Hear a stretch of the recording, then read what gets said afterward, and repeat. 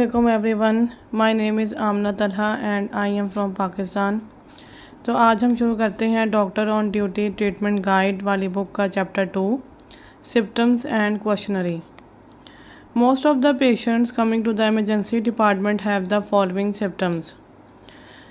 ज़्यादातर पेशेंट जो emergency department में आते हैं उनके पास जो सिम्टम्स होते हैं उनमें है फीवर, पेन, डिस्पनिया यानी shortness of breath, cough, vomiting, diarrhoea, fits, weakness, headache और मैस।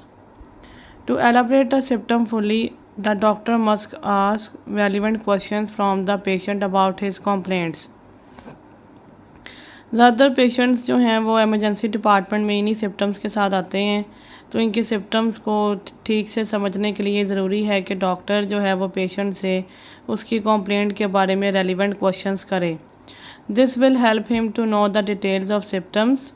इस तरह जो है वो सिम्टम्स की डिटेल्स को समझ सकेगा and so to make an appropriate diagnosis, और फिर वो एक ठीक से डायग्नोसिस बना सकेगा। Following are the questions regarding various symptoms. Duration of each symptom must be asked before asking the patient for other details of the symptoms. सबसे पहले हमने हर सिम्टम की ड्यूरेशन पूछ लेनी है, उसके अलावा जो डिटेल्स हमने पूछनी है वो नीचे दी हुई हैं।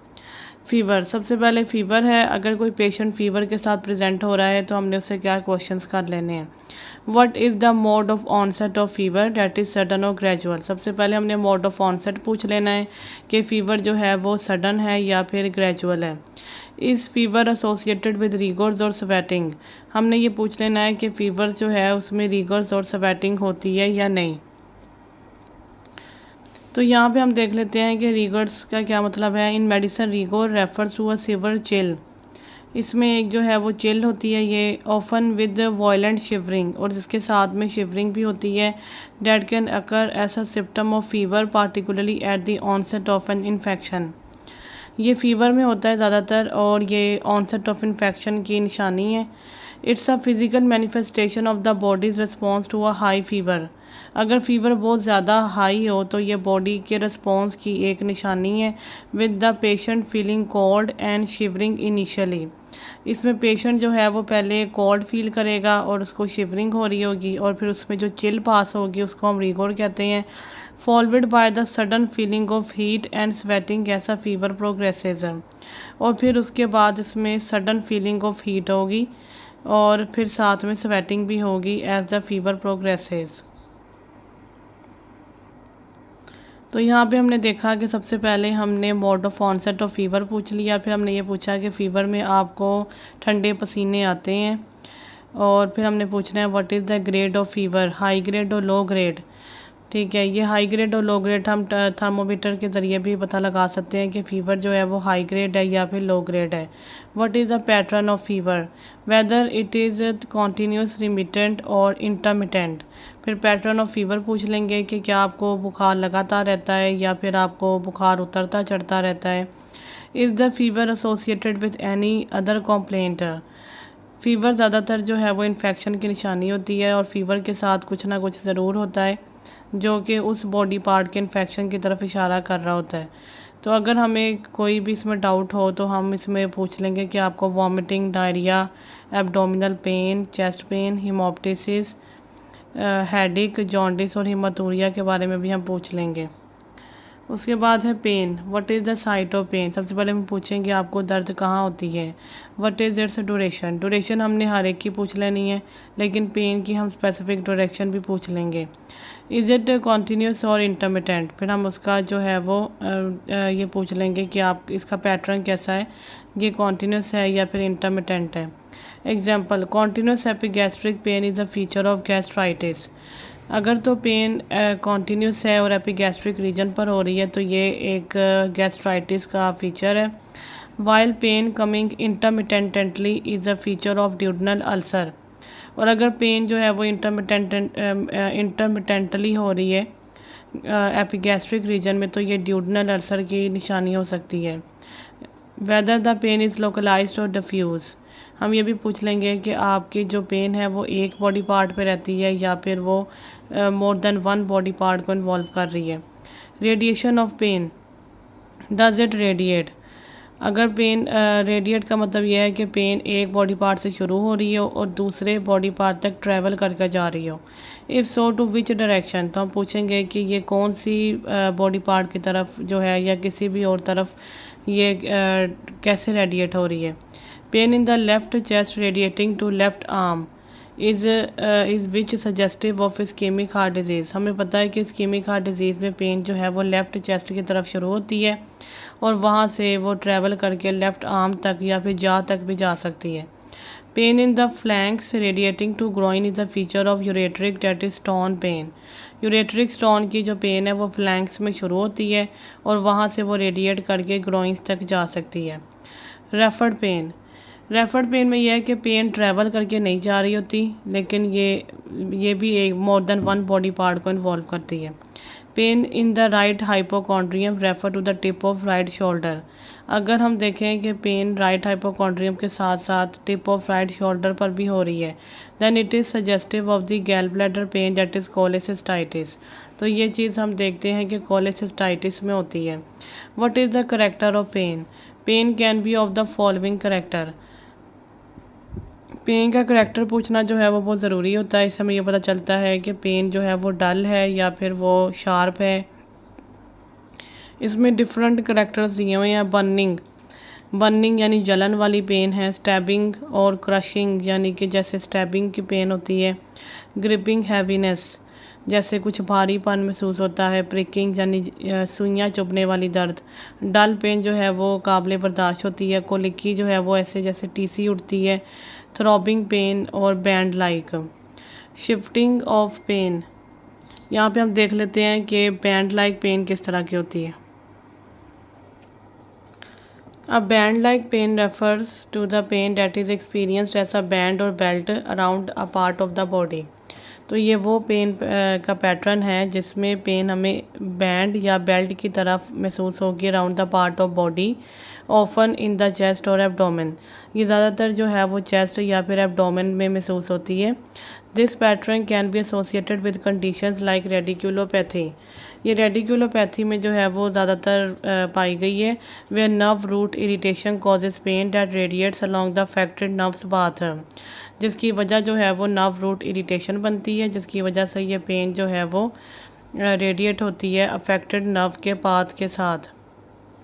Hair is a more detailed look at the band like pain patterns. Radiculopathy में ही होती है। Radicular pain, this type of pain can be felt in the band like pattern often around the trunk और in the arms. Nerve root irritation इसकी वजह होती है। Radiculopathy is caused by the nerve root damage which can be due to inflammation, nerve compression और other factors. डर्माटोमल distribution, एक तो हमने ये पढ़ा कि अफेक्टेड नर्व रूट पाथ के साथ इसकी जो है वो डिवीजन हुई होती है, लेकिन इसमें डर्माटोमल डिस्ट्रीब्यूशन भी हो सकती है। The pain often follows a dermatomal pattern, meaning it's localise to the area of the skin innervated by the affected nerve root. अच्छा, उसके बाद इंटरकोस्टल न्यूरल्जिया, ये एक दूसरी कंडीशन है जिसमें ये वाली पेन महसूस होती है। इंटरकोस्टल नर्व पेन, चेस्ट और एब्डोमिनल पेन, कांस्टेंट और इंटरमिटेंट। मायोफेशियल पेन सिंड्रोम, इसमें भी ये वाली पेन जो है वो हम देख सकते हैं। थोरेसिक रेडिकुलोपैथी और अदर पोटेंशियल कॉजेज़ में हैं लंबर फेसड जॉइंट पेन और ठीक है। In summary a band like pain pattern can be the symptom of several conditions including radiculopathy, intercostal neuralgia, myofascial pain syndrome and thoracic radiculopathy. The specific cause of the pain and the location of the band-like pain will help determine the underlying condition.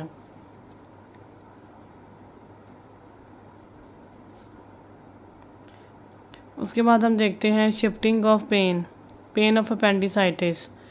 First occurs around umbilicus, then it is shifted and localized to the right iliac fossa. Shifting of pain हम देखते हैं कि appendicitis के example है, क्योंकि इसमें जो pen है वो पहले अराउंड दी अम्बिलिकस शुरू होती है और उसके बाद ये टोटली जो है वो शिफ्ट कर जाती है to the right iliac fossa, यानी उसके बाद ये अम्बिलिकस में नहीं रहती, सिर्फ राइट iliac fossa में रहती है। What is the intensity of pain, severe, moderate और माइल्ड। हम इंटेंसिटी ऑफ पेन भी पूछेंगे। What are the factors which aggravate the pain in pain in the chest aggravated on exertion is suggestive of ischaemic heart disease. हम ये भी पूछेंगे कि वो कौन सी फैक्टर्स हैं जिसकी वजह से आपकी पेन बढ़ जाती है, क्योंकि जो हमें पता है कि अगर चेस्ट में पेन हो और वो एक्सर्जन से एग्रावेट हो रही हो तो it is suggestive of ischaemic heart disease. Pain in the upper abdomen aggravated by the intake of milk can be due to cholecystitis. अगर हम देखें कि अपर एब्डोमेन में पेन हो रही है और वो मिल्क से ज़्यादा इंक्रीज़ हो रही है तो ये कोलेसिस्टाइटिस की एक निशानी हो सकती है। Pain in the chest aggravated by respiration and cough is suggestive of pleurisy. अगर हम देखें कि पेन जो है वो चेस्ट में हो रही है और वो एग्रावेट हो रही है with the intake with respiration और कफ भी उसमें हो रहा है तो it is suggestive of pleurisy. What are the factors which relieve the pain. फिर उसके बाद हम रिलीविंग फैक्टर्स पूछ लेंगे। Pain in chest relieved by rest is suggestive of ischaemic heart disease. अगर हम देखें कि जो चेस्ट पेन है वो रेस्ट से रिलीव्ड हो रही है तो ये इस्केमिक हार्ट डिजीज़ है। Pain in the epigastrium relieved by the intake of antacids is suggestive of gastric ulcer. अगर एपिगैस्ट्रियम में पेन है और वो रिलीव्ड हो रही है with the intake of antacids तो इसका मतलब है कि ये गैस्ट्रिक अल्सर हो सकता है। Is pain associated with some other symptoms. Pain in epigastrium associated with haematemesis यानी blood in vomiting is suggestive of peptic ulcer. अगर हम देखें कि एपिगैस्ट्रियम में पेन है और उसके साथ हीमाटीमिसिस हो रही है तो इसका मतलब ये है कि ये गैस्ट्रिक अल्सर हो सकता है। And if it is associated with jaundice it is indicative of liver disease. ठीक है, अगर एपिगैस्ट्रियम में पेन है और साथ में जॉन्डिस हो रहा है तो it is suggestive of liver disease. Pain in the loin associated with haematuria is suggestive of kidney disease. Assessment of pain. The severity of pain can be assessed by the numerical scale. हम numerical scale के ज़रिए भी severity of pain को assess कर सकते हैं। Patient is asked to assign a number from 10 to his pain. हम patient से कहेंगे कि वो अपनी पेन के बारे में कोई नंबर बताए। एंड ज़ीरो इंडिकेट्स, जिसमें ज़ीरो का मतलब ये है कि उसको ज़रा सी भी दर्द नहीं है। While 10 shows the worst pain like labour pain और माइकार्डियल इंफाक्शन। जबकि 10 जो है वो उसकी वर्स्ट पेन है, यानी कि इससे पहले उसने इतनी बुरी दर्द पहले कभी भी महसूस नहीं की।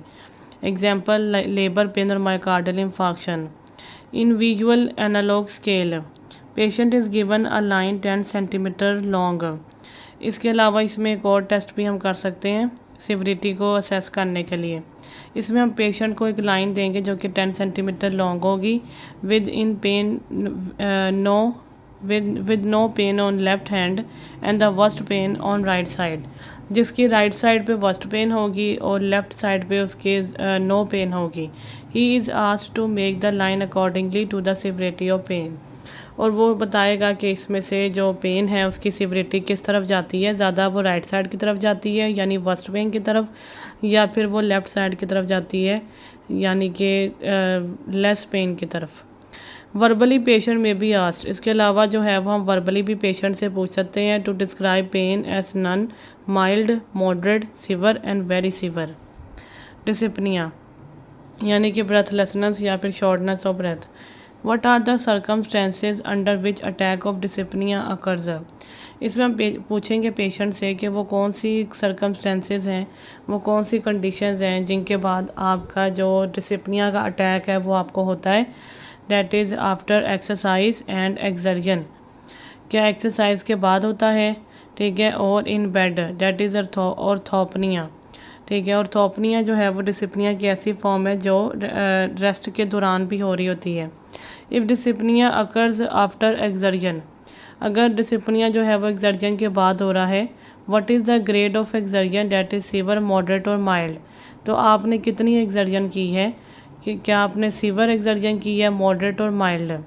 डस डिस्पनिया अपीयर सडनली, हमने ये भी पूछना है कि आपको शॉर्टनेस ऑफ ब्रेथ जो है वो एकदम से होने लग जाती है, क्योंकि ये जो एकदम से होने वाली शॉर्टनेस ऑफ ब्रेथ है ये पल्मोनरी एडीमा में और एस्थमा में होती है, और ग्रेजुअली, या फिर ये आहिस्ता आहिस्ता आपको इस चीज़ की बीमारी हुई है। तो ये एडवांस चेस्ट और हार्ट डिजीज़ की तरफ इशारा है। What is the character of breathing, is it rapid, wheezing और लेबर्ड। और हमने ये पूछ लेना है कि आपकी ब्रीथिंग उस वक़्त कैसी होती है, रैपिड ब्रीथिंग होती है, व्हीजिंग यानी कि सीटियाँ बजती हैं, और लेबर्ड यानी कि डीप एंड रैपिड ब्रीथिंग होती है। What is the degree of distress, हमने ये पूछना है कि उस वक़्त आप कितने डिस्टर्ब होते हैं। Does the patient collapse while having the attack of dyspnoea, इसको हम डिसिपनिया सिंकॉप कहते हैं। Is the dyspnoea associated with cough, sweating और पैल्पिटेशंस है। अगर डिसिपनिया के साथ में कफ है, पैल्पिटेशंस है, स्वेटिंग है, तो ये कार्डियक एस्थमा की तरफ इशारा है। Is the patient free from symptoms in between the attacks, और हमने ये भी पूछना है कि इन अटैक्स के दरमियान में आपको कोई सिम्टम्स महसूस नहीं होते। अगर ऐसा है तो फिर ये एस्थमा की तरफ जो है वो इंडिकेशन है। उसके बाद है cough, what is the frequency of cough, यानी कि आपको कितनी खांसी आती है। What is the severity of cough, हमने ये भी पूछना है कि आपको कितनी सिवरिटी इसकी कितनी है। अगर इज़ इट सीवर, मॉडरेट और mild. Does the cough occur on some special time of the day और नाइट, इज़ इट सीजनल, हमने ये भी पूछना है कि आपको किसी ख़ास टाइम पर होता है कफ, सुबह के टाइम या रात के टाइम, और इज़ इट सीजनल यानी कि ये हर साल एक ही सीज़न पर होता है। Is the cough precipitated under some special circumstances, cough associated with dust, pollen और even by the site of certain things is allergic cough. तो हमने ये पूछना है क्या आपको खांसी कोई स्पेशल सर्कमस्टेंसेस के बाद आनी शुरू होती है, जैसा कि अगर आपका डस्ट एक्सपोजर हो या पोलन एक्सपोजर हो, या फिर कुछ चीज़ों को देखने के बाद भी अगर आपको कफ हो तो इसको एलर्जिक कफ कहते हैं। Is cough accompanied with wheeze, in cases of chronic bronchitis and asthma wheeze is present. हमने ये पूछना है कि आपकी खांसी के साथ आपको सीटियाँ भी बजती हैं, क्योंकि ये सीटियाँ जो हैं ये क्रॉनिक ब्रोंकाइटिस और एस्थमा को सजेस्ट करती हैं। Bovine cough, this is the cough accompanied with hoarseness, इसमें जो है वो खांसी के साथ आवाज़ जो है वो थोड़ी फटी फटी सी होती है। This is present in the vocal cord paralysis, और ये चीज़ जो है ये वोकल कॉर्ड पैरालिसिस में प्रेजेंट होती है।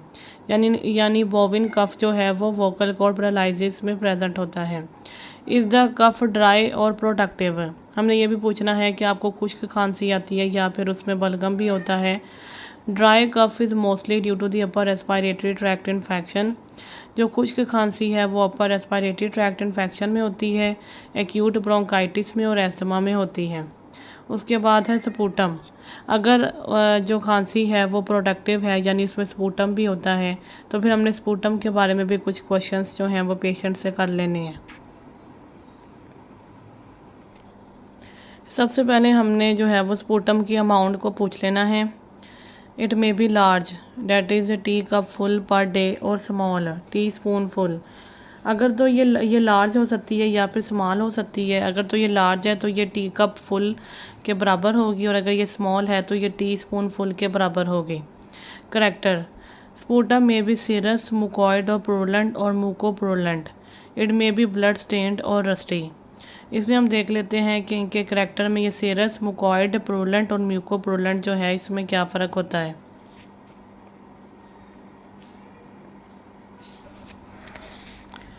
तो यहाँ पे हम देखते हैं the sputum can be classified bye it's appearance and consistency. Sputum को हम इसकी अपीयरेंस और कंसिस्टेंसी के हिसाब से क्लासीफाई कर सकते हैं, इंक्लूडिंग सीरस, मुकॉइड, प्रोलेंट एंड म्यूकोप्रोलेंट। सबसे पहले हम देखते हैं कि सीरस स्पूटम कैसा होता है। सीरस स्पूटम जो है वो क्लियर एंड वाटरी है, ओफन फ्रोथी यानी इसमें थोड़ी सी झाग भी हो सकती है, एंड कैन बी पिंक, और ये पिंक कलर का भी हो सकता है। वैसे ये क्लियर और वाटरी होता है, थोड़ा सा इसमें झाग भी हो सकती है, और ये थोड़ा सा पिंक कलर का भी हो सकता है। मुकॉइड स्पूटम जो है वो क्लियर होता है, वाइट और ग्रे। क्लियर होता है, वाइट और ग्रे दोनों में से कोई एक कलर इसका हो सकता है। And often seen in conditions like asthma and chronic bronchitis, ये वाला जो स्पूटम है ये एस्थमा और क्रॉनिक ब्रोंकाइटिस में होता है। प्रोलेंट स्पूटम जो है वो थिक होता है, येलो और ग्रीन, ठीक है, ये थिक होता है और इसका कलर येलो और ग्रीन हो सकता है, इंडिकेटिंग द प्रेजेंस ऑफ पस। ठीक है। इसमें येलो ग्रीन कलर जो है वो इंडिकेट करता है कि इसमें प्रेजेंस ऑफ पस है, जिसकी वजह से इसको प्रूडेंट स्पूटम कहते हैं। And often associated with bacteria infections है, तो ये बैक्टीरिया इन्फेक्शंस में नज़र आता है। Mucopurulent sputum is a combination of mucoid and purulent characteristics. ठीक है, इसका नाम भी बता रहा है कि इसमें मुकॉइड और प्रूलेंट स्पूटम दोनों की करैक्टरिस्टिक्स हैं। मुकॉइड में हमने देखा था कि क्लियर वाइट और ग्रे था, ठीक है, जो कि एज़मा और क्रॉनिक ब्रोंकाइटिस में नज़र आता है। और प्रूलेंट जो है वो येलो और ग्रीन होता है और थिक होता है, और ये बैक्टीरिया इन्फेक्शंस की तरफ निशानदही करता है। तो म्यूकोप्रूलेंट में ये दोनों का कॉम्बिनेशन है, अपीयरिंग क्लाउडी और अपैक विद अ येलो और ग्रीन टिंज। तो इसको हम देखेंगे कि ये थोड़ा सा क्लाउडी होगा, और यानी कि ये भी ज़रा ग्रे कलर का होगा, और उसमें थोड़ा सा येलो और ग्रीन टिंज होगा। उसके बाद है ऑर्डर। स्पूटम में भी फाउल स्मेलिंग। स्पूटम जो है वो फाउल स्मेलिंग हो सकता है इन केसेस ऑफ लंग एब्सेस और ब्रोंकिएक्सटेसिस है। दो कंडीशन में जो है वो स्पूटम हम देखते हैं कि फाउल स्मेलिंग भी होता है, और वो दो कंडीशंस हैं लंग एब्सेस और ब्रोंकिएक्सटेसिस। कलर ऑफ स्पूटम में भी वाइटिश येलो, ग्रीन और bloody yellow and green. Sputum is present in cases of lung abscess and bronchiectasis. तो हमने देखा कि इनके कलर के बारे में तो हमने वहीं से देख लिया था जहाँ हमने इनके करैक्टर्स देखे। तो ये वाइटिश येलो भी हो सकता है और ग्रीन और ब्लडी येलो भी हो सकता है, लेकिन उन्होंने कहा है कि जो ग्रीन स्पूटम है वो हम ज़्यादातर लंग एब्सेस और ब्रोंकिएक्सटेसिस के केसेस में देखते हैं। उसके बाद है हिमोप्टिसिस यानी कि blood in sputum. All the questions mentioned under the heading of sputum are asked. इसमें हमने सारे वही क्वेश्चंस कर लेने जो हमने स्पूटम वाली हेडिंग के नीचे किए हैं। उसके बाद आता है vomiting. What is the frequency. हमने पूछना है कि आपको कितनी दफ़ा वॉमिटिंग आई है। Is it forceful and projectile. हमने पूछना है कि क्या ये फोर्सफुल है, यानी कि आपको थोड़ा सा इसमें ज़ोर लगाना पड़ा, या प्रोजेक्टाइल, या फिर ये खुद ब खुद बाहर आई एकदम से। ये जो प्रोजेक्टाइल वॉमिटिंग है ये मेनिंजाइटिस में भी जो है वो होती है। What is the relationship between food and vomiting. हम पूछेंगे कि फ़ूड और वॉमिटिंग के दरमियान आपके क्या रिलेशनशिप है, यानी कि खाने के बाद वॉमिटिंग आती है या खाए बगैर ही आ जाती है। Is there any special time of vomiting. हमने ये भी पूछना है कि आपको वॉमिटिंग जो है वो किसी ख़ास टाइम में तो नहीं आती। मॉर्निंग सिकनेस और pregnancy. In what is the amount, smell, colour and the contents of vomitus. और हमने ये भी पूछना है कि आपको कितनी मिकदार में वॉमिटिंग आई, और उसमें कोई स्मेल तो नहीं थी, उसका कलर कैसा था, या फिर उसके कंटेंट्स में क्या था। Is there any blood in the vomitus. हमने फिर ये भी पूछना है कि वॉमिटस में कोई ब्लड तो नहीं था। If so what is the amount and colour. और अगर ब्लड था तो उसकी अमाउंट कैसी थी और उसका कलर किस तरह का था। Is there any associated symptoms, for example pain in epigastrium. और वॉमिटिंग के साथ कहीं आपको पेन इन एपिगैस्ट्रियम तो नहीं था। उसके बाद आता है डायरिया। उसके बाद है diarrhoea. Is the diarrhoea intermittent और कॉन्टिन्यूस। हमने पूछना है कि आपको डायरिया जो है वो लगातार रहता है या फिर ये मोशंस जो हैं ये बीच में रुक भी जाते हैं। If intermittent what is the duration of period during which the patient is free from symptoms. अगर ये इंटरमिटेंट है तो हमने पूछना है कि कितनी देर तक आपको मोशंस नहीं आते। What is the frequency of stools passed per day. फिर हमने पूछना है कि आपको दिन में कितनी दफ़ा स्टूल्स पास होते हैं। What is the colour, quantity, order and contents of stools. हमने पूछ लेना है कि उनका कलर कैसा होता है, कितनी क्वांटिटी कितनी होती है, ऑर्डर कैसा होता है और कंटेंट्स में क्या होता है। Is the diarrhoea accompanied with mucus और ब्लड। हमने ये पूछना है कि आपको स्टूल्स में जो है वो ब्लड या म्यूकस तो नहीं होता। If blood is present what is its colour, red और ब्लैक। हमने ये पूछना है कि अगर ब्लड प्रेजेंट होता है तो उसका कलर कैसा होता है, रेड होता है या ब्लैक होता है। Is the blood mixed with faecal matter और इज़ इट सेपरेट। और हमने ये भी पूछना है कि ब्लड जो है वो फीकल मैटर के साथ मिक्सड हुआ होता है या फिर सेपरेट नज़र आ रहा होता है। Is the diarrhoea accompanied with other symptoms. हमने ये पूछना है कि आपको डायरिया जो है वो अदर सिम्टम्स के साथ होता है, जैसे कि vomiting, abdominal pain, fever, weight loss. Is there any history of intake food before the patient had diarrhoea. हमने ये भी पूछना है कि ये जो आपको मोशंस आने शुरू हुए हैं, इससे पहले आपने कोई खाना खाया था या इससे पहले आपने क्या खाया था, क्योंकि ये फूड पॉइजनिंग की तरफ भी इशारा हो सकता है। Is there any history of diarrhoea among other persons living in the same vicinity. और हमने ये भी पूछना है कि आपके अलावा और भी किसी को मोशंस आने शुरू हुए हैं, क्योंकि ये फूड पॉइजनिंग एपिडेमिक की तरफ इशारा हो सकता है। Is there history of tenesmus painful defecation. हमने ये भी पूछना है कि आपको टेनिस्मस तो नहीं है, यानी पेनफुल डेफिकेशन तो नहीं होती।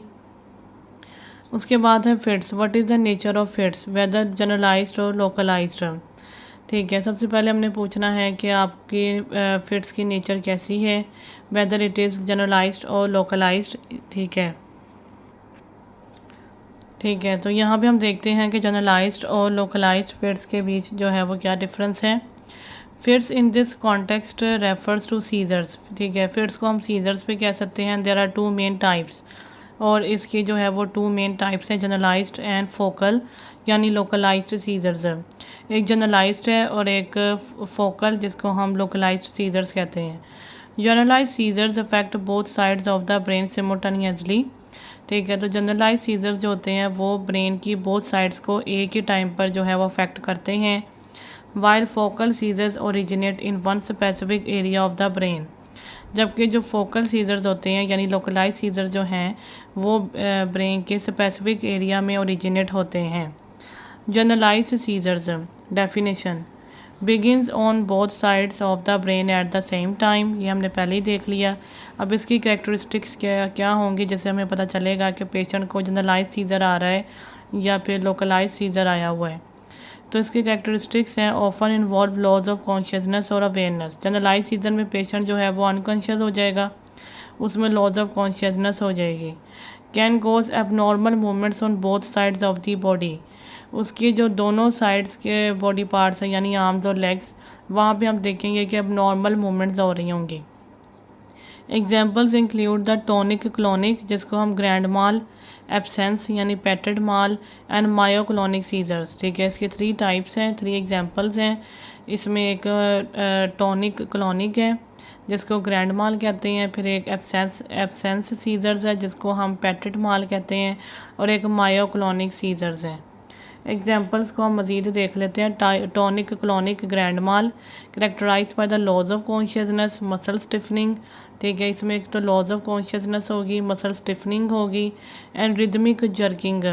ठीक है, इसके 2 फेसेस होते हैं, एक टॉनिक फेस होता है, क्लोनिक फेस होता है। तो टॉनिक फेस में मसल स्टिफनिंग हो रही होती है और क्लोनिक फेस में जो है वो रिदमिक जर्किंग हो रही होती है मसल्स की। ठीक है, उसके बाद आते हैं absence petit mal, brief episodes of loss of awareness often with staring. इसमें जो है वो पेशेंट कॉन्शियस रहता है लेकिन उसकी अवेयरनेस जो है वो लॉस हो जाती है और वो स्टेयर करता रहता है एक ही चीज़ की तरफ, तो जैसे वो सोया हुआ हो लेकिन वो जाग भी रहा होता है। Myoclonic involve brief shock like jerks. Myoclonic में जो है वो ब्रीफ शॉक लाइक जर्स होंगे। ठीक है, tonic muscle Stephens and become rigid. अगर हम देखें कि टॉनिक क्लोनिक में से सिर्फ एक जो है वो हो रहा है यानी मसल स्टिफनिंग हो रही है, साथ में क्लोनिक नहीं हो रहा, तो हम इसको टॉनिक सीजर्स भी कह सकते हैं। इसमें से मसल स्टिफनिंग होएगी और रिजिडिटी होएगी। क्लोनिक मसल्स रिदमिकली जर्क और स्पेजम्स। अगर हम देखें कि मसल्स जो हैं वो जर्किंग उनकी हो रही है और वो भी एक रिदमिकल पैटर्न के साथ, तो हम इसको क्लोनिक सीजर्स कह सकते हैं। Atonic sudden loss of muscle tone which can cause the person to fall. ठीक है, ए टॉनिक में होता है कि पेशेंट जो है वो एकदम से गिर जाता है क्योंकि उसके मसल्स की जो टोन है वो बिल्कुल एकदम से सडनली उसका लॉस हो जाता है। Focal seizures start in one specific area of the brain इधर इन द राइट और the left hemisphere. Focal seizure जो है वो ब्रेन के सिर्फ एक पार्ट पे अफेक्ट करते हैं, या तो वो राइट हेमिस्फीयर होता है या फिर वो लेफ्ट हेमिस्फीयर हो सकता है। करेक्टरिस्टिक्स मे और may not involve the loss of consciousness. ठीक है, इसमें लॉज ऑफ कॉन्शियसनेस हो भी सकती है और नहीं भी होती। ठीक है, जनरलाइज में हमने देखा कि लॉज ऑफ कॉन्शियसनेस और अवेयरनेस ज़रूर होती है। ज़्यादातर होती है, लेकिन जो फोकल सीजर्स हैं उनमें नहीं भी होती। Symptoms can very depending on the area of the brain affected है। तो इसके जो सिम्टम्स हैं वो एरिया ऑफ ब्रेन अफेक्टेड की तरफ इशारा करेंगे। मे कॉज अनयूजुअल सेंसेशंस और थॉट्स, ठीक है, इसमें जो है वो अनयूजुअल किस्म की जो सेंसेशंस और थॉट्स आएंगी, चेंजेस इन अवेयरनेस आएगी और abnormal movements on one side of the body. ठीक है, इसमें हम देखेंगे कि अब नॉर्मल मूवमेंट्स जो हैं वो सिर्फ one side of the body में हो रही हैं। Example focal aware simple partial, ठीक है, फोकल अवेयर इसकी एक टाइप है। Example the person remains conscious but may experience changes in sensation behaviour और इमोशन। ठीक है, इसमें हम देखेंगे कि पेशेंट की जो फीलिंग्स हैं वो एकदम से चेंज हो रही हैं, या फिर उसके बिहेवियर में एकदम से चेंज आएगा, या फिर इमोशंस में एकदम से चेंज आएगा। ठीक है, जबकि पेशेंट जो है वो कॉन्शियस रह रहा होगा। Focal impaired awareness complex partial, ठीक है, फोकल अवेयर जो है वो सिंपल पार्शल भी इसको कहते हैं। फोकल इम्पेयर्ड अवेयरनेस को हम कॉम्प्लेक्स पार्शल भी कहते हैं। द पर्सन लूजेस कॉन्शियसनेस, इसमें पर्सन जो है वो अपनी कॉन्शियसनेस को लूज़ कर देता है। And has impaired awareness during the seizure, और उसकी अवेयरनेस भी उस टाइम पे जो है वो ख़राब हो जाएगी ड्यूरिंग द सीजर। ठीक है, focal to bilateral tonic clonic, अब ये ऐसा सीज़र है जो वैसे तो लोकलाइज था, ठीक है, स्टार्टिंग के टाइम, लेकिन बाद में ये मूव करके बायलेटरल टॉनिक क्लॉनिक तक चला जाता है। तो इसको हम कहते हैं focal to bilateral tonic clonic, start in one area but spread to involve both sides of the brain, often resulting in the tonic clonic seizures. ठीक है, उसके बाद आते हैं की डिफरेंसेस। ठीक है, brain area both sides generalised में और फोकल में सिर्फ one specific area of brain. Consciousness often loss of consciousness और इम्पेयर्ड अवेयरनेस मे और may not involve loss of consciousness. Symptoms abnormal movements on both sides, loss of consciousness, changes in awareness behaviour sensations और movement on one side और both sides in some cases. In summary, generalized seizures affect both sides of the brain from the start, while focal seizures originate in specific area and may or may not spread to both sides of the brain depending on the seizure type and how it progresses.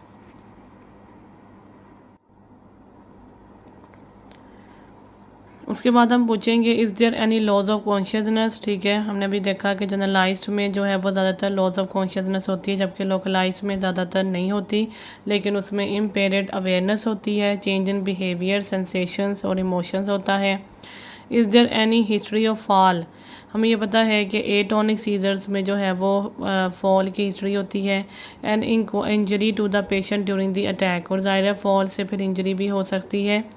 Is there history of loss of sphincteric control, हम ये भी पूछेंगे कि history of sphincteric control, loss of sphincteric control है या नहीं। Passage of urine और faeces during the attack. Is there any other associated symptoms, for example tongue bite, froth in the mouth. ठीक है, हम पूछेंगे कि एसोसिएटेड सिम्टम्स हैं जैसे टंग बाइट, या फिर मुंह में झाग आ जाना, deviation of eye balls during the attack. All these symptoms are suggestive of epilepsy, क्योंकि ये सारे के सारे सिम्टम्स जो हैं ये एपिलेप्सी की तरफ इशारा करते हैं। इज़ देयर एनी ओरा, ठीक है, ओरा जो है वो हम देख लेते हैं। In the medical context, aura typically refers to a subjective sensation और एक्सपीरियंस। ठीक है, मेडिकल कॉन्टेक्स्ट में देखा कि ओरा जो है वो हम एक ऐसी सेंसेशन या एक्सपीरियंस को कहते हैं डैट प्रीसीड्स और अकम्पनीज अ न्यूरोलॉजिकल इवेंट, जो किसी न्यूरोलॉजिकल इवेंट से थोड़ी देर पहले या बिल्कुल उसके साथ हो रहा हो, सच एस माइग्रेन और सीज़र। ठीक है, ये माइग्रेन और सीज़र से पहले होता है या उसके साथ होता है, और ये एक सेंसेशन है और एक्सपीरियंस है। It can manifest as various abnormal visual, sensory और इमोशनल सेंसेशंस। ठीक है, तो इसमें जो है वो थोड़े वेरिएबल फीलिंग्स होती हैं। किसी को ये विजुअल होता है, ठीक है, उसका जो विजन है उसमें उसको कुछ एबनॉर्मेलिटी महसूस होती है, या किसी को ये सेंसरी हो सकता है, उसको उसकी सेंसेशंस में कुछ एबनॉर्मेलिटी महसूस होएगी, या फिर इमोशनल सेंसेशंस में कुछ एबनॉर्मेलिटी महसूस हो सकती है। Auras are often the first sign of an impending seizure और माइग्रेन अटैक। ठीक है, कई पेशेंट्स में ये ओराज ही होते हैं जो कि होने वाले सीजर या माइग्रेन अटैक की पहली निशानी होते हैं। उसके बाद हम शुरू करते हैं weakness. What is the mode of onset of weakness. ठीक है, बहुत से पेशेंट्स जो इमरजेंसी डिपार्टमेंट में आते हैं उनकी एक वजह वीकनेस भी होती है। तो हमने पूछना है कि mode of onset of weakness क्या है, ये सडन है या ग्रेजुअल है। अगर ये ग्रेजुअल है तो इसकी क्या ड्यूरेशन है। What is the extent of weakness, it is generalised और लोकलाइज्ड। ठीक है, एक्सटेंट ऑफ वीकनेस हमने पूछ लेना है कि आपको वीकनेस जो है वो दोनों तरफ के हाथ और बाजू में हो रहा है या फिर ये लोकलाइज्ड है, यानी कि एक ही बॉडी पार्ट पे हो रहा है। If localised which part of the body is involved. ठीक है, अगर तो ये लोकलाइज्ड है तो कौन सी बॉडी पार्ट पे हो रहा है। ठीक है, वन आर्म वन लेग, अगर ये किसी एक बाजू या एक लेग पे हो रहा है तो हम इसको मोनोप्लीजिया कह देंगे। अगर ये दोनों लेग्स में हो रहा है तो हम इसको पैराप्लीजिया कह देंगे। अगर ये one half of the body पे हो रहा है तो हम इसको हेमीप्लीजिया कह देंगे। और अगर ये one half of the face पर हो रहा है तो हमें पता है कि हम इसे फेशियल पाल्सी कहते हैं। What is the grade of weakness. ठीक है, हम देखेंगे कि वीकनेस का क्या ग्रेड है। ठीक है, is there any other associated symptoms. इसके साथ में आपको कौन से सिम्टम्स महसूस होते हैं, such as loss of consciousness होता है, फीवर एंड हेडेक और नेक रिजिडिटी। ठीक है, नेक रिजिडिटी का पूछ लेंगे, लॉस ऑफ सेंसेशंस का पूछेंगे और प्रेजेंस ऑफ ट्रीमर्स। ठीक है, is there any history of head injury और फीवर इन द पास्ट। हम ये पूछेंगे कि आपको पास्ट में कोई सर की चोट तो नहीं लगी या कोई बुखार तो नहीं हुआ ये सब होने से पहले। When does the patient feel weakness at rest और after prolonged use of muscles। हम ये भी पूछेंगे कि आपको ये वीकनेस जो है वो किस टाइम में होती है, क्या ये आपको रेस्ट में भी होती रहती है या फिर ये आपको मसल्स का यूज़ करने के बाद होती है। मसल्स का यूज़ करने के बाद जो वीकनेस होती है उसको मियास्थीनिया ग्रेविस भी कहते हैं। उसके बाद आता है headache. What is the character of pain. ठीक है, इसमें हम करेक्टर ऑफ पेन को पूछेंगे। ठीक है, इज़ इट डल, शूटिंग और थ्रॉबिंग। तो हम पूछेंगे कि आपका जो सर का दर्द है वो किस तरह का है, ये डल है, शूटिंग है और थ्रॉबिंग है। Dull, shooting and throbbing are different headache sensations. ठीक है, हेडेक के जो है वो डिफरेंट सेंसेशंस हो सकती हैं, जैसे वो डल हो सकता है या शूटिंग हो सकता है या थ्रॉबिंग हो सकता है। Dull pain feels like a pressure और H.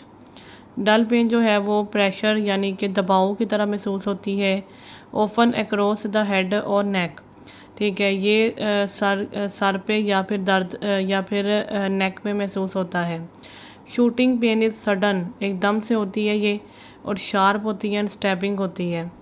Throbbing pain feels like a pulsing और पाउंडिंग सेंसेशन। थ्रॉबिंग पेन जो है वो फ्लिकरिंग पेन की तरह होती है, यानी कि लगातार बार बार जैसे पाउंडिंग, हार्ट पाउंडिंग जैसे होती है उस तरह से ये वाली इसमें पल्सिंग सेंसेशंस होती हैं। ऑफन एसोसिएटेड विद माइग्रेन्स, और ये वाली जो दर्द है ये माइग्रेन्स में ज़्यादा देखी गई है। उसके बाद हम देखते हैं मज़ीद इसको। Dull headaches description, a dull aching pain that may feel like a band और प्रेशर अराउंड द हेड। ठीक है, ये जो डल पेन होती है ये अक्सर अराउंड द हेड होती है, लेकिन ये नेक में भी हो सकती है और ये एक दबाव की शक्ल में महसूस होती है। कॉमन कॉजेज़ ये हमें नज़र आएगी टेंशन हेडेक्स में, often triggered by stress, fatigued और मसल टेंशन। तो ये टेंशन हेडेक में जो है वो ज़्यादातर हमें मिलती है और ये टेंशन हेडेक हमें पता है कि ज़्यादातर स्ट्रेस से होता है या फिर फटीग से हो जाता है या फिर मसल टेंशन से भी हो सकता है। Other symptoms may be accompanied by neck and shoulder pain. तो इसके साथ हम देखते हैं कि नेक और शोल्डर पेन भी हो सकती है। Shooting headaches description, sudden sharp stabbing pain that feel like an ice pick. ठीक है, तो ये जो है ये बहुत शार्प किस्म की शूटिंग किस्म की पेन होती है और ये ऐसे लगता है जैसे बर्फ़ की सुई जो है वो चुभे तो जो दर्द होती है, तो ये उस तरह की हो सकती है। इसके कॉमन कॉजेज़ हैं ice pick headaches, cluster headache और ट्राइजेमिनल न्यूरल्जिया। ठीक है, इन डिजीज़ को हम पढ़ेंगे। इसमें जो है वो एक आइस पिक हेडेक इसकी एग्जांपल है, ट्राइजेमिनल न्यूरल्जिया और क्लस्टर हेडेक्स हैं। अदर सिम्टम्स में भी अकम्पनीड बाय आई पेन, इसमें आई पेन भी साथ हो सकती है, रेडनेस और टीयरिंग। ठीक है, यानी कि शूटिंग हेडेक्स में जो है वो आई के इन्वॉल्वमेंट भी साथ में हो सकती है, आई में पेन भी हो सकती है, रेडनेस और टीयरिंग भी हो सकती है। थ्रॉबिंग हेडेक्स अ पल्सिंग और pounding pain that feels like a heartbeat. जिस तरह से हार्ट बीट जो है वो पाउंडिंग और पल्सिंग फॉर्म में होती है, इस तरह ये वाली हेडेक की पेन भी जो है वो पाउंडिंग और पल्सिंग फॉर्म में होगी। कॉमन कॉजेज इसके माइग्रेन्स हैं, एक्सरसाइज रिलेटेड हेडेक्स हैं, ज़्यादा एक्सरसाइज करने से भी थ्रॉबिंग हेडेक्स हो सकता है, और सर्टेन क्लस्टर हेडेक्स की कुछ फॉर्म्स जो हैं वो उसमें भी ये हो सकता है। Other symptoms often accompanied by nausea, vomiting, light and sound sensitivity. इसमें नोजिया और वॉमिटिंग भी हो सकता है, लाइट और साउंड सेंसिटिविटी हो सकती है, और विजन चेंजेस भी हो सकती हैं। तो हमने यहाँ पे देखा कि करेक्टर ऑफ पेन कैसा है, डल, शूटिंग और थ्रॉबिंग के डिफरेंसेस को हमने देख लिया। What is the continuity of pain, is it continuous और इंटरमिटेंट, क्या आपको दर्द लगातार रहती है या फिर आपको बीच में आराम भी आ जाता है। If intermittent, what is the duration and frequency of each attack, अगर बीच में आराम आ जाता है तो फिर इसकी कितनी देर तक आपको आराम रहता है और कितनी देर तक आपको अटैक रहता है। Is it related to any particular time of the day, क्या आपको दिन के किसी ख़ास वक्त में दर्द ज़्यादा होता है। इज़ देयर एनी ओरा, ओरा को हमने पढ़ लिया कि ओरा जो है वो एक सेंसेशंस होती हैं जो विजुअल भी हो सकती हैं, सेंसरी भी होती हैं, ठीक है, और ये इम्पेंडिंग सीजर्स या फिर माइग्रेन्स की तरफ इशारा करता है। What are the factors which relieve और एग्रावेट द हेडेक्स, ठीक है, which part of the head is involved, हम ये भी पूछेंगे कि आपके सर के कौन से हिस्से में दर्द ज़्यादा होता है। Is it in is it in the one half of the head, अगर ये one half of the head पे दर्द हो रहा है तो ये माइग्रेन की तरफ इशारा है, और फ्रंटल रीजन और ऑसिपिटल रीजन। हम ये भी पूछेंगे कि आपको सर की आगे वाली तरफ जो है वो दर्द होता है या पिछले हिस्से में ज़्यादा दर्द होता है। Is there any associated symptoms, हम ये भी पूछेंगे कि आपको इसके साथ भी कोई सिम्टम्स होते हैं, जैसे नोज़िया है, वॉमिटिंग है, डिप्रेशन है, इंसोम्निया है, इम्पेयरमेंट ऑफ विजन है and consciousness. Is there any history of head injury, हम ये भी पूछेंगे कि आपको पहले से कोई सर पे चोट तो नहीं लगी या आपको हाइपरटेंशन तो नहीं है, नेक रिजिडिटी और loss of consciousness in the past, ठीक है, ये सब कुछ भी हम पूछ लेंगे। उसके बाद आता है mass, what is the site, सबसे पहले हम पूछेंगे कि आपको मैस कहाँ पर बना हुआ है। आल्सो सिंगल वर्सेस मल्टीपल, हम देखेंगे कि मैस जो है वो सिंगल है या एक से ज़्यादा है। Distance from the bony prominence landmark, और हम देखेंगे कि इस मैस का डिस्टेंस जो है वो बोनी प्रोमिनेंस लैंडमार्क से कितना है। फिर हम इसकी साइज़ देखेंगे और इसकी शेप देखेंगे। नंबर ऑफ़ मैसेज, और नंबर ऑफ़ मैसेज भी हम उसी वक्त देख लेंगे। देन नोट इट्स, उसके बाद हम इसके सरफेस को नोट करेंगे। सबसे पहले तो हम इसकी जनरल अपीयरेंस देख लेंगे, इसका साइज़, शेप जो हमें नज़र आ रहा होगा। फिर सरफेस देखने के लिए हम इसको टच करेंगे, हम देखेंगे कि इसका सरफेस स्मूथ है, रफ़ है, इंडुरेटेड है, ठीक है, और फिर हम स्किन को देखेंगे कि स्किन पे क्या है नज़र आ रहा, स्कार्स हैं या स्मूथ है स्किन। फिर हम इसके एजेस को देखेंगे, क्लियर हैं या फिर पुअरली डिफाइंड हैं। कंसिस्टेंसी को देखेंगे कि जब हम इसको पकड़ते हैं तो ये सॉफ्ट, स्पंजी या फिर फिल्म किस तरह का महसूस होता है। Mobility and attachment, move lump in two directions, ठीक है, हम टू डायरेक्शंस पे इस लंप को मूव करेंगे, right angled to each other, और वो दोनों डायरेक्शंस जो हैं वो एक दूसरे के राइट एंगल्ड होनी चाहिए। Then repeat exam one muscles contracted है, ठीक है, बोन इमोबाइल, ठीक है, तो हम देखेंगे कि मोबिलिटी किस तरह की है। इसके लिए हम लंप को राइट एंगल डायरेक्शंस पे मूव करेंगे, ठीक है, और फिर हम इसको दोबारा रिपीट करेंगे। When the muscle contracted, bone immobile, muscle contraction reduces lump mobility, ठीक है, स्किन मूव्स विद स्किन। तो अब हम देखेंगे कि उस लंप की अटैचमेंट जो है वो किस चीज़ के साथ है। अगर वो लंप की अटैचमेंट जो है वो बोन के साथ होगी तो बोन इमोबाइल हो जाएगी। अगर हम देखें कि मसल कॉन्ट्रैक्ट करने से लंप की मोबिलिटी कम हो गई है तो इसका मतलब ये है कि वो मसल के साथ अटैच्ड है। उसके बाद है सबकुटेनियस, इसमें यह होगा कि स्किन जो है वो लंप के साथ मूव कर सकेगी, और हम देखेंगे कि वो जो लंप है वो स्किन के साथ मूव हो रहा है या नहीं। ये सारी चीज़ें जो हैं ये हमें बताएंगी कि लंप की मोबिलिटी और अटैचमेंट किस लेवल पर है। उसके बाद आता है tenderness, ask to tell when pain feel. हम इसको प्रेस करेंगे और हम पेशेंट से पूछेंगे कि जब आपको पेन महसूस हो तो आपने हमें बताना है। Nerve can cause pins and needles. अगर इसमें नर्व की भी इन्वॉल्वमेंट हुई तो इसके अंदर जो है वो सुइयाँ चुभने की सेंसेशन पेशेंट बताएगा कि उसको महसूस होती है। पुल्सेशन एक्सेस विद 2 फिंगर्स ऑन मैज। ठीक है, पुल्सेशन को देखने के लिए हम जो है वो पेशेंट के मैज पर 2 फिंगर्स रखेंगे। Transmitted pulsation both fingers pushed same direction. Expansile fingers diverge especially for AAA। ठीक है, तो यहाँ पे हम देखते हैं कि मैसेज में जो है वो पुल्सेशंस किस तरह की होती हैं। तो यहाँ पे हमने देखा है कि मैस के अंदर हमें 2 तरह की पुल्सेशंस महसूस हो सकती हैं, एक्सपेंसाइल पुल्सेशंस और transmitted pulsations. In medical examinations expansile pulsations refer to a pulsatile mass that feels like it's expanding and contracting with each heartbeat। एक्सपेंसाइल पुल्सेशन जो हैं वो हमें मैथ के अंदर महसूस हो सकती हैं। जब हम उस पर 2 फिंगर्स रखेंगे तो हमें ऐसे लगेगा कि ये जो मैथ है इसके अंदर एक पल्स है जो कि एक्सपैंड हो रही है और कॉन्ट्रैक्ट हो रही है with each heart beat. While the transmitted pulsation indicate a pulse being transmitted from the nearby artery to a mass. ठीक है, तो पुल्सटाइल मैथ जो है वो एक्सपेंसाइल मैथ जो है वो उसको हम पुल्सटाइल मैथ भी कह सकते हैं, क्योंकि ये बार बार एक्सपैंड और कॉन्ट्रैक्ट हो रहा होगा जैसे कि हार्ट होता है। और ट्रांसमिटेड पुल्सेशंस में पल्स होगी जो कि ट्रांसमिट होगी being transmitted from the nearby artery to a mass. और हमें ऐसे लगेगा कि ये पल्स जो है ये ट्रांसमिट हो रही है from the nearby artery to a mass. Expansile pulsations are suggestive of the vascular structure like an aneurysm. तो ये जो एक्सपेंसाइल पल्सेशंस हमें महसूस होंगी ये ज़्यादातर वेस्कुलर लीजन्स यानी एनरिज्म की तरफ इशारा हैं। Whereas the transmitted pulsations might be due to a non vascular mass overlying an artery. जबकि ट्रांसमिटेड पल्सेशंस जो हैं वो हमें नॉन वेस्कुलर मैस की तरफ इशारा है ओवरलाइंग एन आर्टरी। किसी आर्टरी के ऊपर अगर नॉन वेस्कुलर मैस बन जाए तो हमें ट्रांसमिटेड पल्सेशंस महसूस होंगी। ठीक है, उसके बाद आती है इसकी elaboration. Expansile pulsation. This type of pulsation is characterized by the palpable mass that visibly expands and contracts with each heartbeat। ठीक है, ये एक ऐसा मैस होगा जो कि हमारी आंखों के सामने एक्सपैंड और कॉन्ट्रैक्ट हो रहा होगा with each heart beat. It's often associated with aneurysms whereas the arterial wall bulges and distends with each pulse.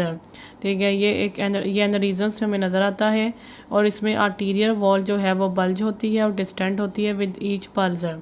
Transmitted pulsations, in this case the pulse is felt through the mass rather the mass itself expanding। Transmitted pulsations हम देखेंगे कि mess अपनी जगह पर ही रहेगा लेकिन जो pulse है वो हमें इसके अंदर महसूस हो रही होगी। This occurs when a mass whether vascular और non vascular is located over the large artery. ठीक है, यहाँ पर भी उन्होंने कहा है कि वेस्कुलर लीजन हो सकता है लेकिन ज़्यादातर ये नॉन वेस्कुलर लीजन्स होते हैं और ये लोकेटेड हुए होते हैं over the large artery and the arteries pulsations are transmitted to the mass. और उस आर्टरी की जो पुल्सेशंस हैं वो हमें इस मैस के अंदर से महसूस हो रही होती हैं। For example a pancreatic pseudocyst. Pancreatic pseudocyst जो है वो एओर्टा के ऊपर ओवरलाई हो सकती है। It might show the transmitted pulsations. Differentiating between the two. Palpation. During palpation, if your fingers are moved apart by the pulsations, it's more likely to be an expansile pulsation। ठीक है, अगर हम देखें कि हमारी फिंगर्स जो हैं वो एक दूसरे से दूर होती जा रही हैं, अगर हम पुल्सेशन को फॉलो करें तो इसका मतलब ये है कि ये एक्सपेंसाइल पुल्सेशन है यानी एक्सपेंसाइल मैस है। If your fingers remain in contact and only feel a pulse. ठीक है, लेकिन अगर हमारी फिंगर्स जो हैं वो एक दूसरे से जुड़ी हुई रहें और हमें सिर्फ एक अंदर ही एक पल्स महसूस हो रही हो, it's more likely to be transmitted. Location. Aortic aneurysms typically present as expansile pulsations in the epigastrium. ठीक है, ये जो एओर्टिक एनोरिज्म्स हैं ये ज़्यादातर हमें एपिगैस्ट्रिक रीजन पर नज़र आएंगे, that is the upper abdomen. while the transmitted pulsations can be found in various locations depending on the underlying artery and the overlying mass। ठीक है। ज़्यादातर जो एन्यूरिज्म्स हैं वही हमें एक्सपेंसाइल लीजन्स के फॉर्म में नज़र आ सकते हैं और ये ज़्यादातर एपिगैस्ट्रिक रीजन पर प्रेजेंट होते हैं, जबकि ट्रांसमिटेड पोजीशंस वाले मैसेज जो हैं वो हमें कहीं भी नज़र आ सकते हैं depending on the underlying artery and the overlying mass. Clinical significance. Expansile pulsations are often the strong indicator of aneurysm. Expansile pulsations जो हैं वो तो हमें फ़ौरन से इंडिकेट कर देंगे कि ये एक एनोरिज्म है which may require immediate medical attention, जिसके लिए जो है वो मेडिकल अटेंशन जो है वो इमीडिएटली प्रोवाइड करना ज़रूरी है। Transmitted positions while also concerning may be associated with other conditions that are not as immediately life threatening। ठीक है, लेकिन जो ट्रांसमिटेड पोजीशंस हैं वो भी सीरियस होती हैं, लेकिन वो इतनी ज़्यादा लाइफ थ्रेटनिंग नहीं होती जितनी एनोरिज्म्स होते हैं। इसके बाद हम देखते हैं फ्लक्चुएशंस। ठीक है, assess by placing 2 fingers in peach sign. ठीक है, इसमें हम जो है वो 2 फिंगर्स को प्लेस कर देंगे पीच साइन में on either edge of the lump के दोनों एजेस पे हम 2 फिंगर्स को रख देंगे। Then tapping lump centre with index finger of other hand. फिर हम लंप के सेंटर को टैप करेंगे index finger of other hand के साथ। Fluctuant lump will displace peach sign fingers. जो लंप फ्लक्चुएंट होगा वो इन पीच साइन फिंगर्स को डिस्प्लेस कर देगा, यानी कि इनको इनकी जगह से हटा देगा। Very large message can be assessed by the fluid thrill. और जो बहुत ज़्यादा लार्ज मैसेज होते हैं उनको हम फ्लूइड थ्रिल से भी जो है वो असेस कर सकते हैं इन असाइटिस एग्जामिनेशन, जैसा कि हम असाइटिस एग्जामिनेशन में करते हैं। ठीक है, तो हम देख लेते हैं ये फ्लक्चुएशन को। ठीक है, the fluctuation test is a clinical examination technique used to detect fluid और gas within the swelling और लंप। ठीक है, ये जो फ्लक्चुएशन वाला टेस्ट है ये हम इसलिए यूज़ करते हैं कि हम देख सकें कि इस लंप के अंदर या स्वेलिंग के अंदर कोई फ्लूइड या गैस मौजूद है या नहीं। It involves palpating the swelling with 2 fingers. इसमें हम 2 फिंगर्स के साथ सबसे पहले जो है वो स्वेलिंग को पैल्पेट करेंगे, 1 फ्रॉम ईच हैंड। ठीक है, अपने दोनों हाथों की फिंगर्स के साथ हम उसको पैल्पेट करेंगे ऑन ऑपोजिट साइड्स है। और फिर हम अप्लाइंग प्रेशर विद 1 फिंगर, और फिर एक फिंगर से हम अप्लाई करेंगे pressure on the centre of the lump to see if the other finger feels a movement और फ्लटर। ठीक है, और हम देखेंगे कि दूसरी फिंगर को कोई मूवमेंट या फ्लटर महसूस होता है या नहीं। This movement suggest a fluid filled component. ठीक है, अगर हमें फ्लटर या कोई फ्लूइड या कोई मूवमेंट महसूस हो तो इसको हम कह सकते हैं कि ये फ्लूइड फिल्ड कंपोनेंट है।